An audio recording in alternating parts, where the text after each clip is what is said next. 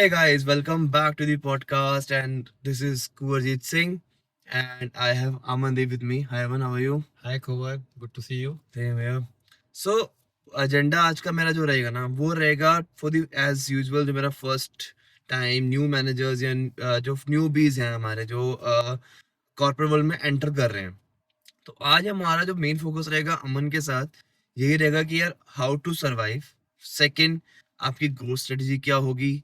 Third, आपके अंदर आपको ऐसे क्या चीजें अपने अंदर डेवलप करनी है as a being a manager और बीइंग अ न्यू बीज जो आपको हेल्प करे ग्रो करने में, आपकी टीम के साथ, आपकी इंडस्ट्री के अंदर और आपको एज अ लीडरशिप में लेके जाओ, लोग उसमें देखे भी। सो आई उसमें अमनदीप हेल्प करेंगे इसमें। अमन, बस बिफोर गोइंग एट, छोटा सा इंट्रोडक्शन आपका कि आपके education and where you working. Sure, Kuwar. Thanks for having me around. Education and background. Okay, quick one on that. I've been a true Delhiite. Born, brought up, studied, married, all my kids, and they're also studying here. So I've been a true Delhiite. I did my schooling from Delhi, as I said. Then did my graduation from Delhi University. I did my BCom honors, and straight after that, I did my masters MBA from Delhi as well. And then I am one of those very unique people, or very few people that who've stuck around for too long, and we'll talk about it in the corporate sector with the same organization. Um, so right after my MBA, I dabbled into a few things. I actually wanted to settle abroad. Migrating to a bigger, other different country was a big thing back then. It didn't happen somehow, fortunately or unfortunately, I'm not too sure, but it didn't happen, and I landed up a job with this, Fortune 500 multinational organization. And you'll be surprised, but I spent 22 years there. It is a long time. You don't need to remind me of that. But yes, I spent 22 long years there. I have recently moved out of that job about 3.5 4 months back. जो कहते हैं ना अपना काम करने की एक चुल होती है, वो शायद बहुत स्ट्रांग हो गई थी, and then I started to pursue my dreams, my own, you know, passion. Yeah. And also, I'll probably add something here. I was working with a company which is, or my profile was around the infrastructure industry, which is booming right now in India, and it has been booming all these years that I was working with the organization. So I really thought, when I am such a big advocate of what's happening in India right now, also in the surrounding countries, neighboring countries, etc., then why not take a plunge and feel it for myself, get that better feel of things, doing my own stuff rather than just doing a regular job. So as I said, uh, schooling, college, MBA, all Delhi, working in Delhi. But I've traveled a lot. I've traveled to more than 25 countries. If I list them, I've traveled to the Africas, a lot in within Asia, China, Southeast Asia. I've been to US a few times. So yeah, it's been a very enriching experience for me so far. And let's see, I've taken the plunge now. Early days, baby steps, but let's see how things pan out in the near future. So I guess first of all, the best of luck for the new thing because Thank you. you have got out of a very big thing, which is 22-year-old, 23 year, almost 23 years. Actually, exactly 22 years. Exactly 22 years. After 22 years, you're getting to a new thing, and you have been into that organization for long. Yeah. So how was it the experience from leaving that position or at that point of time and starting from scratch? How was the things? See, Difficulties. yeah. I mean, see, I believe there's nothing like purely black and white in this world, whether it's professional or personal life. So I'd say, being in the corporate sector was great, but as I said, it's not zero, it's not 100, it was somewhere in between. So there's certain things that were great with the corporate sector, but there were certain things that I was missing there, which I happen to see more when I do my own stuff. The changeover was a bit unnerving to begin with. It was a bit I had to adjust myself to a daily routine. there were a lot of calls and presentations and deadlines that were supposed to be met when I was in the corporate world. But when I moved to my own stuff, it got a little easier. But again, I learned a lot from my corporate life, around discipline, around maintaining those timelines, etc., which I am in trying to inculcate in my career as I've only started recently as a consultant. So it's a smooth transition that I'm trying to set up for myself. There are times when you feel, did I do the right thing or not? But eventually, I think it's a great decision that I've taken, and I'm looking forward to some breakthroughs in the near future. Definitely, you will definitely do it. So, I mean, when it's come to 22 years, so when it was started, what are difficulties you faced when you started back in 2000, I guess, 2002, 2002, right? when you started to get into as a new fresher, what kind of things you faced at that point of time, if you remember? Well, of course, I remember my first sales that I was supposed to make happened nearly 3 months after I was into the job, and I was a sales specialist. So I wasn't doing what I was supposed to do to begin with. And to the extent that, our organization was offering us lunch in the afternoon, like any other good organization. And I wouldn't want to take that lunch. It wasn't going in. मुझे मैं बोलता था मुझसे ये हजम नहीं हो रहा, डाइजेस्ट नहीं हो रहा, बिकॉज मैं सेल्स नहीं कर पा रहा हूँ, because it was there were certain challenges, a lot of challenges in fact. But then once I got through, with it's like a cricketer trying to make the first run, score the first run, of batsman. And once I got through, it was looking up and forward thereafter. uh, Also, I come from a business background, from a business family.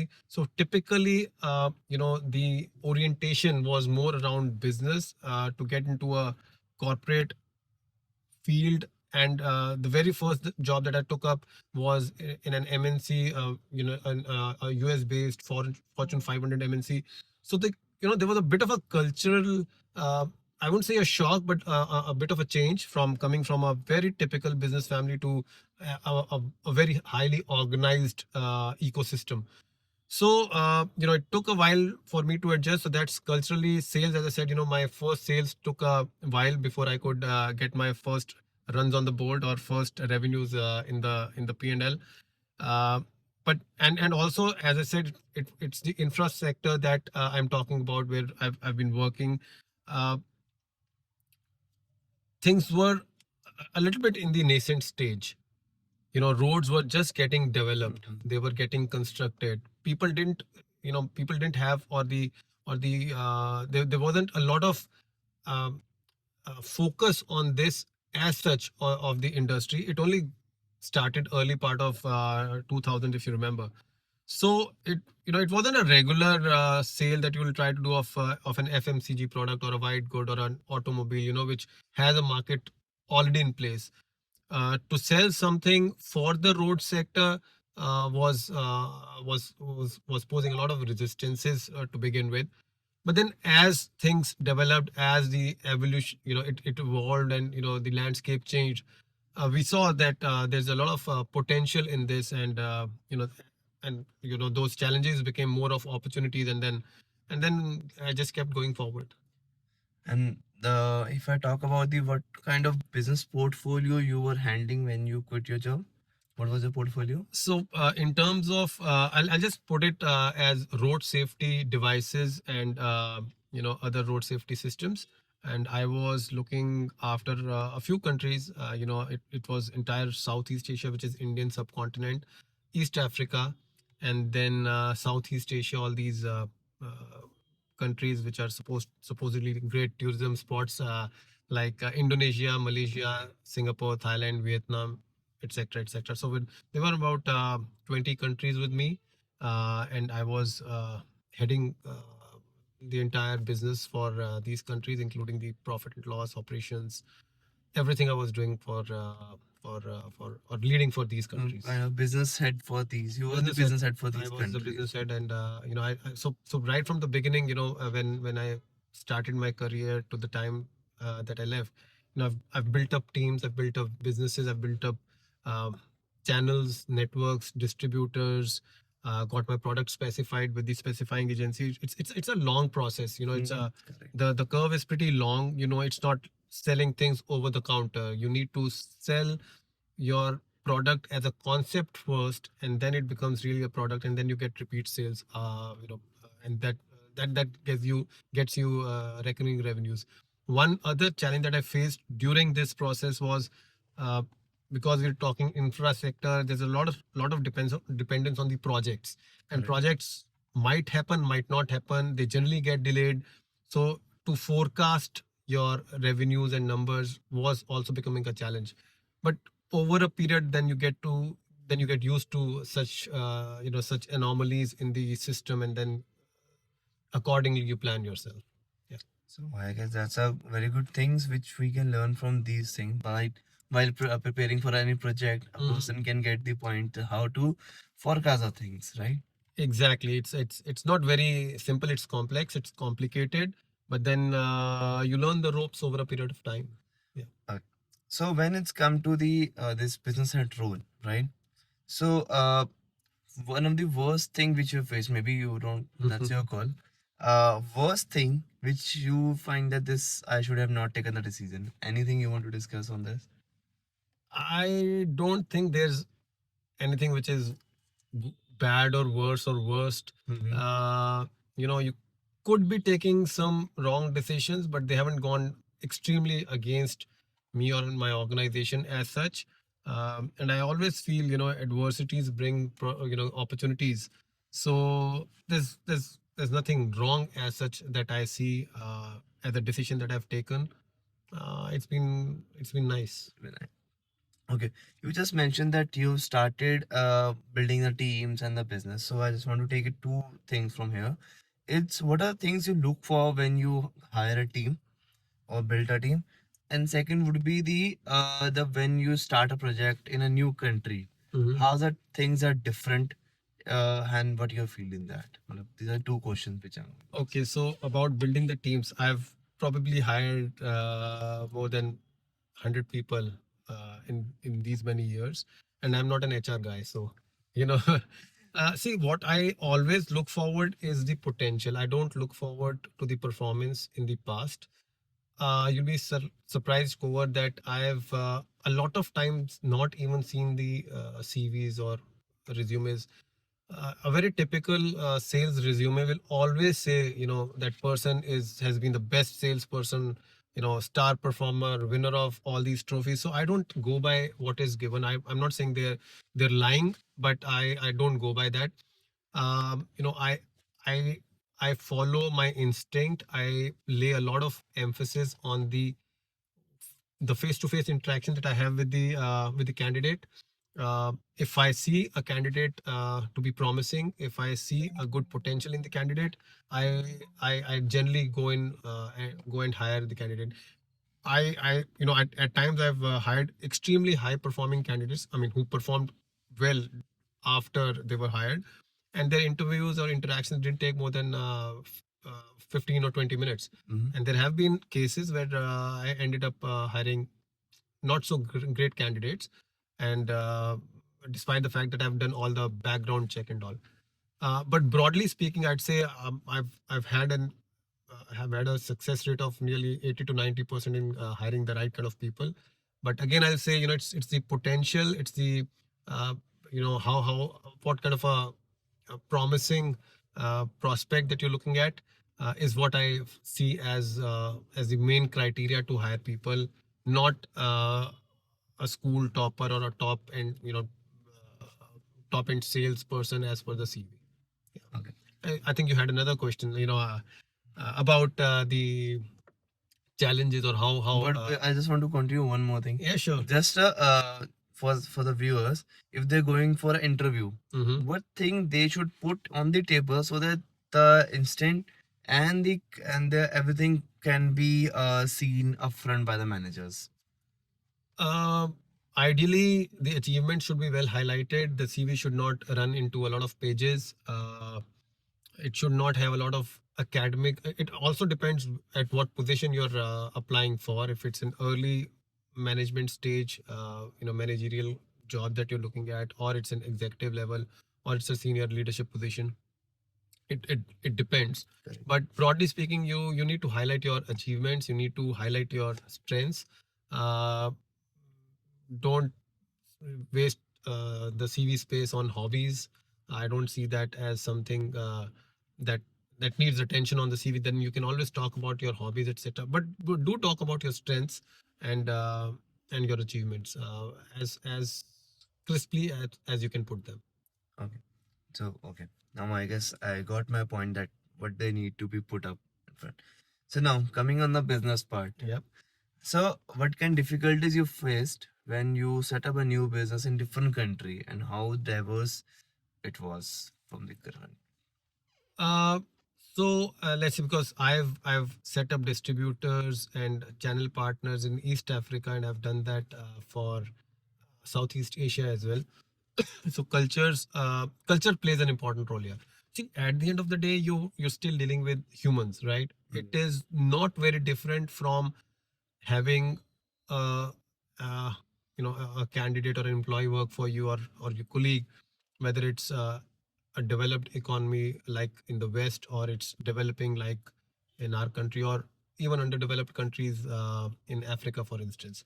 It's not very different, but you need to be very close to their culture, very much aware of the culture. And then I think when you empathize, when you know, when you get into their shoes and think from their standpoint, it becomes far more easier. So from hiring a sales manager to setting up a distribution network, you need to empathize a lot. That's what makes all the difference, to understand their culture well.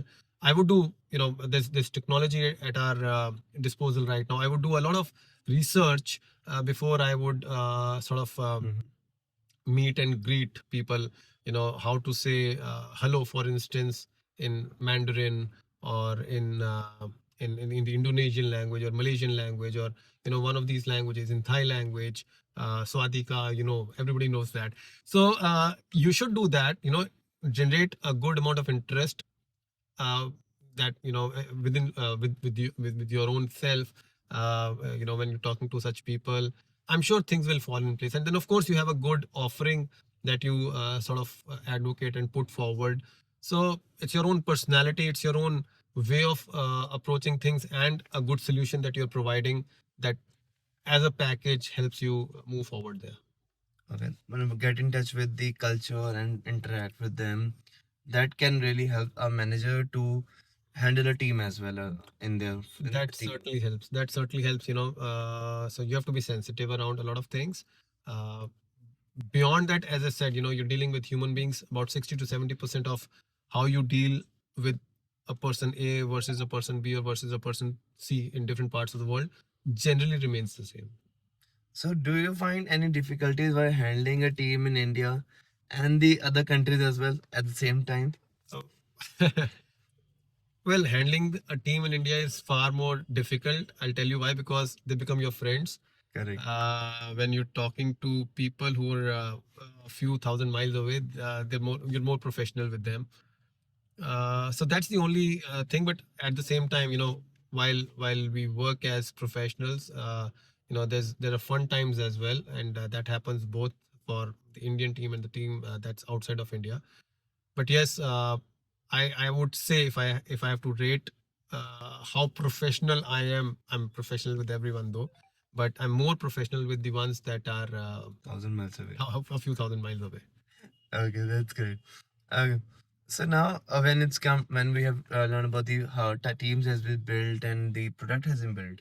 So now, let's suppose that you are hiring a person who is first time manager Mhm. or somebody is going. So what kind of suggestion you want to give him that how he should make his own growth strategy when he is a first time manager? See, as I said, I haven't had the experience of exposure of a lot of organizations. I've been like this during my career most of the time. So I've picked up again a few things which I see are really handy when it comes to being a good manager. Uh, Empathy is something that I just talked about. Once you go up the corporate ladder, you need to empathize more. You need to understand things from your team's perspective, from the industry's perspective, from your customer's perspective. So as a manager, you need to empathize, one, and two, something that I would suggest to first time managers, uh, idolize someone who's close to you. Use that personality as a guiding factor, with or without telling that person. So it could be somebody in the same organization, it could be somebody outside the organization, but try to idolize somebody, and try to uh, take inference from his or her working. That really helps. I'm not saying get influenced, but do definitely get inspired by somebody whose working style you appreciate. So that's worked for, in my case. I've had certain guides and mentors during my entire career that I've idolized, and I have really learned a lot from them. So as a manager, pick up the good part from these individuals. Try to incorporate them. Tweak them as per your personality, but broadly keep it similar. And then as you keep moving forward, you really you really start to understand whether it's working for you. Most of the time it will work for you, and then but you can make tweaks as you go forward. So these two things, empathy, and having one sort of pole star or north star that guides you, always helps through your career, in career growth in your corporate life. So I think that I have a point over here, that how to pick a mentor. I'm just checking the mentor name. So how to pick a mentor? How I can see that this person can be my mentor, or how I should choose him. Um, I mean, it all depends on what your approach is, or what your target or vision is. If typically you'll find a mentor within your organization most of the time. It could be outside the organization, but then it'll be difficult to match the kind of profile that you're looking at, etc., etc. How to find one? I think somebody whose leadership style you admire, somebody who's definitely been successful, somebody who people look up to. So you get to know of an individual in the organization who everybody talks great about, right?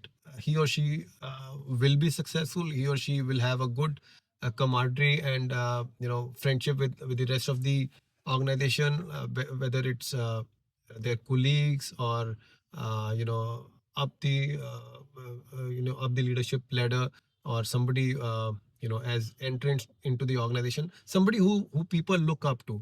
Typically you'll see there are always a few such individuals in the organization, and you can always reach out to them. You can reach out to them, talk to them about how you feel about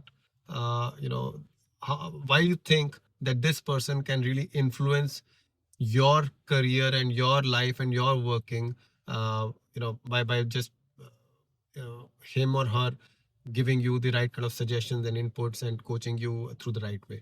So you can, I mean, there's no mathematical formula to find out who's the right guide or a mentor in the organization. You'll have to figure it out. Okay. So I guess there's a lot of things which need to be done. I have to see, and if I take it in a crisp way, that depending on what you look at your goal, and how that person is near to your goal, Aligned to that. aligned to That's your goal. right. That's what Typically, yeah. right now, if you've seen, a lot of things are coming up on the infrastructure part, and our Minister Nitin Gadkari is also working on the infrastructure to Yeah, make yeah. it very well. So what's your take on that? Undoubtedly, I've coined this phrase, and I call it the sunrise industry, and the sun will keep rising for the next 15, 20 years. Okay. That's how I see the infra industry in India. There's a lot that's done, and there's much more that still needs to be done. So what Okay. I'm one I without any political affiliations, I want to say I'm a big fan of our minister, Mr. Shri Nitin Gadkari ji. He's got that vision, and which is why the infrastructure is evolving and developing at the pace that we see.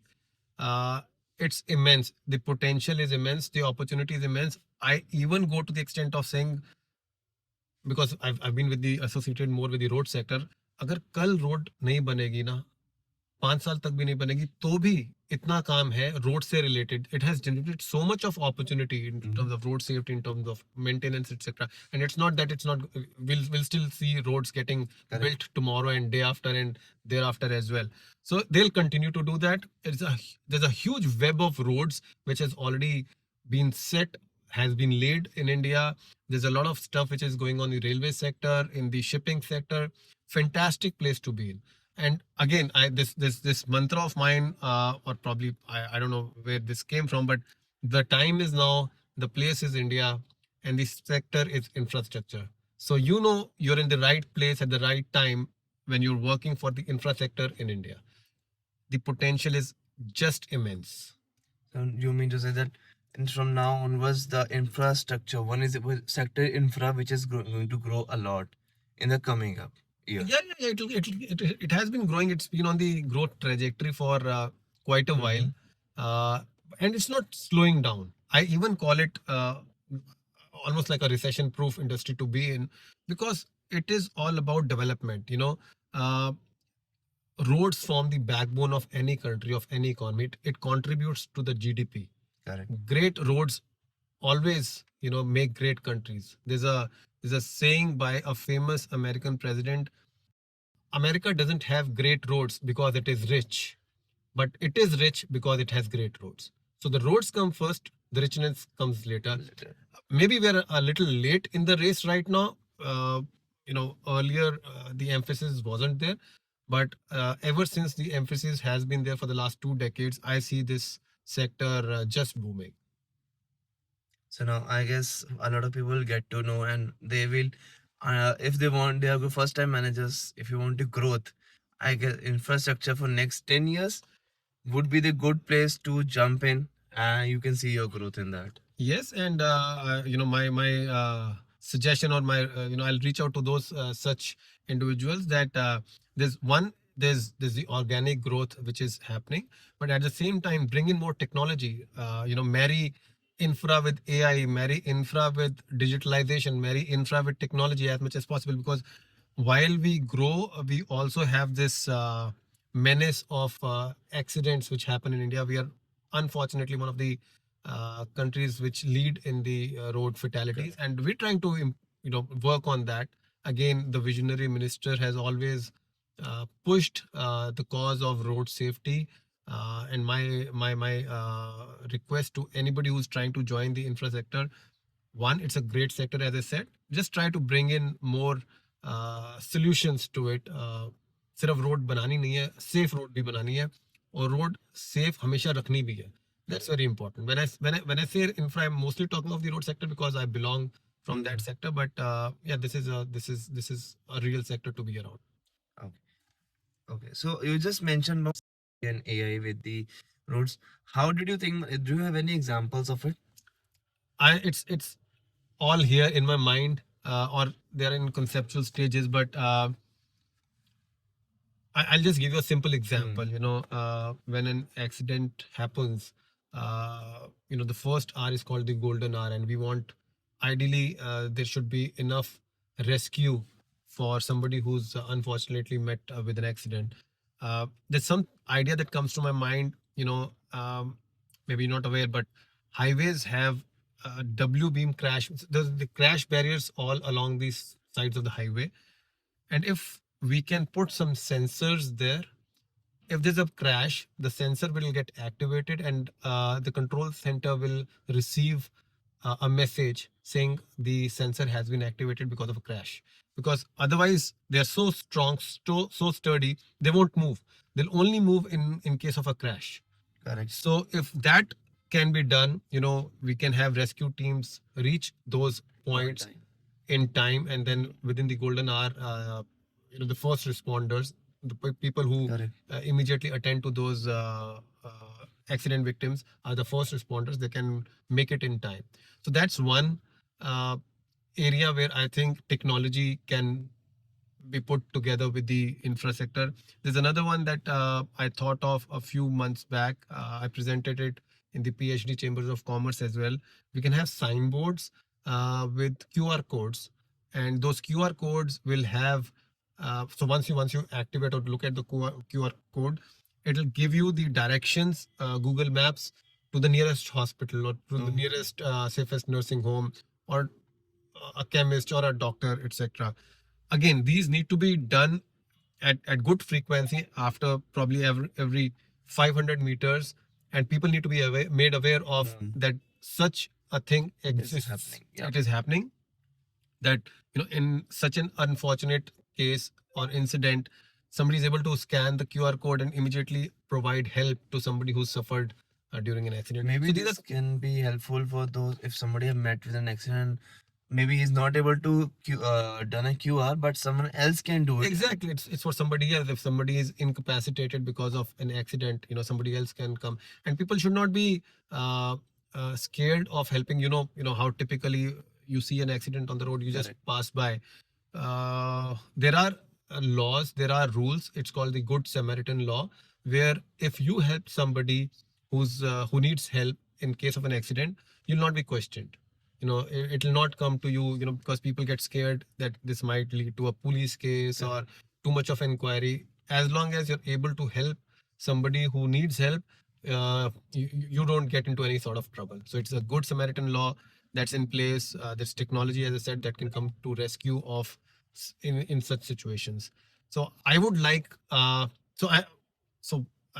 still continue to be a part of this industry, despite the fact I'm not with that organization anymore. But I would like to see these things coming to life as soon as possible. It's something which is the need of the hour. While we grow, the growth should not come at a cost which is so high. Human lives that we're talking. Yeah, because you have already been into this, so you know that how difficult the people do, and I guess you are more into road safety, and you have been seeing this kind of thing. Yes. But I think there's more to be done there. There's definitely more to be done there. So I mean, more just two questions which I have in mind. One is the work-life balance. So how now you have started seeing the other part of the industry now, but before this you were into corporate. How was the work-life balance was in that, and now how it is? See, work-life balance, I think, is too overrated. Tell me something. Even when you're working, right? Don't you sneak out, talk to one of your friends, or to your wife, or to your kids, or don't you just give a couple of minutes to Instagram and Facebook? You do that, right? Yep. At the same time, when you're at home, you'll probably have emails to write and messages to respond to. So I think it's a mindset. Uh, don't burn yourself out is certainly something that I would uh, advocate and very strongly recommend.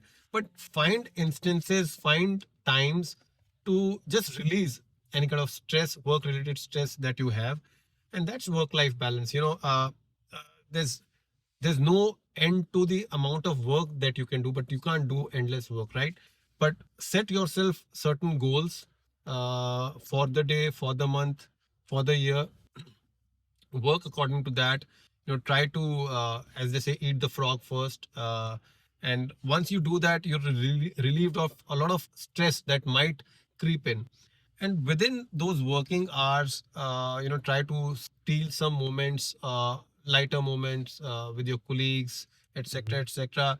That, as I said, relieve your work-related stress, and try to finish your targets for the day. That's all I can say. It's not about number of hours that you spend in the office or outside. Even if you spend more hours outside the office at your home, and you're left with work to be done, you might think it's good work life balance because you're working from home, but in your mind you still know that you've got to deliver a lot of things. Correct. So it's a mindset. I can see somebody having a work life balance even if he's spending like 12 to 14 hours a day on work, because you're able to balance it within those 14 or 16 hours. Of course, you need 8 hours of sleep, a couple of hours to eat, maybe an hour of fitness, etc. But whatever time you're working, try not it to overburden you with only work. Try to steal those moments where you can balance it off, just those lighter moments, and they're always available. So I've done a couple of podcasts with other some people, and even their take was same. Like sneak out sometime from your homeworks. Whatever you're doing at home, you can take out a sneak out and take couple of calls. And when you are in office, you can take couple of calls of home as well. Right. That is a work life balance. That's the work-life balance. So it's not demarcated as 6 बजे खत्म हो गया तो आप घर चले गए. That's life, and before 6 it's work. It doesn't happen like that. You need to compensate, or you need to make a collaborative. It's a balance. Yes. Balance. Yeah. Okay. So now, any advice for the new aspiring business leaders who have just want to seeking advice from your side for the new aspiring business leaders who just complete their managerial life and they are now into the management part, that they are Senior management. senior management. Yeah. How do you think, and what kind of things you can suggest them to be or move ahead great in the same ladder? Well, they are already in the senior management, so they've done some good work, I'm sure, which is why they are there. See, if you make a pyramid of your duties, and as you keep moving up, what you need to focus on and concentrate versus what you need to let go of. So prioritization is something that you need to absolutely bring in your working. Try to delegate, act as a catalyst. So I've always seen, how you grow as you grow. First you manage products, and then after a while you manage businesses. Thereafter you manage teams. As you grow forward in your journey, in your leadership journey. So I'll repeat: products, businesses, teams, and then eventually you manage leaders. As a leader, you make and manage leaders. Correct. So, and this has got to be very conscious. You have to let go of a few temptations, around products or around businesses, in order to groom and create more leaders. As you go up, your responsibility, of course, it is there to the business, but let others who work with you focus on that, and you can focus on these guys. I can tell you, you will create such a good ocean of leaders that will help you grow far more, at a far more faster pace than what if you if you would try to do everything yourself. So as you move forward, the spectrum changes, from products to businesses to teams to leaders, is how you progress, how you plan your way forward. That's typically the belief I have, a very strong belief I have, of how a person should manage their journey. Okay, a lot of things which even I have to learn from here. From here, definitely. So let's make it an end for today. Yeah. Because I guess I would have more bundle of questions for you when this goes live, and then we'll come back with you for that bundle of questions for you, because that would be more technical, and I get till that time you will more into the entrepreneurial journey. You will have a good number of differentiation in corporate and a differentiation in the entrepreneur journey. Yeah. And again, as I said, there's as while you're in the corporate, you're an entrepreneur, because you're dealing with resources, you're dealing with time, you're dealing with teams. So it's not very different. As an entrepreneur too, you need to get that discipline. You need to meet those deadlines, follow certain rules. Make yourself extremely well presentable, etc. So yes, the amount varies between the two, being into a corporate world or being an entrepreneur, but essentially there's a bit of overlapping as well. That's great. Thank you. Thank you for joining over. Thank you, Kovar. It was really, really nice having this interaction with you. Thank you.